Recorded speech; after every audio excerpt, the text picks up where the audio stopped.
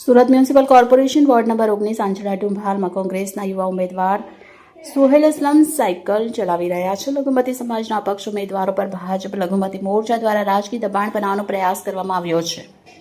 સમય મર્યાદા પૂર્ણ થઈ ગઈ હોવા છતાં સુરત શહેર ભાજપ લઘુમતી મોરચા દ્વારા રાજકીય દબાણ બનાવવાનો પ્રયાસ કરવામાં આવ્યો. આમાં આશ્ચર્યજનક બાબત એ છે કે પોલીસ સ્ટાફ સ્થળ પર હાજર હતો અને આવી કોઈ અસફળ ઘટના ન બની હોવા છતાં હાલના કોંગ્રેસ કાર્યકરોને દબાવવાના હેતુથી લઘુમતી મોરચાના એક અધિકારી દ્વારા સીધા ડેપ્યુટી કલેક્ટર શ્રી શહેર પ્રાંત દક્ષિણની કચેરીમાં બોલાવવામાં આવ્યો હતો. એક સમયે ભાજપ લઘુમતી મોરચાની તરફેણમાં આવેલ અપક્ષ ઉમેદવાર માટે દબાણ બનાવવાનો પ્રયાસ કરી રહેલ એસઓજી પોલીસની નાયબ police commissioner Shri Rajdeepsinh Nakumji, SOG PI Shri Atul Sonaraji અને ચૂંટણી અધિકારી સમક્ષ સચોટ રજૂઆત કર્યા પછી જે અપક્ષ ઉમેદવારોને ઉમેદવારી ફોર્મ ભરવાનો પ્રયાસ કરી રહ્યા હતા તેમ છતાં સાંજે કચેરી દ્વારા જાહેરાત કરવામાં આવી છે.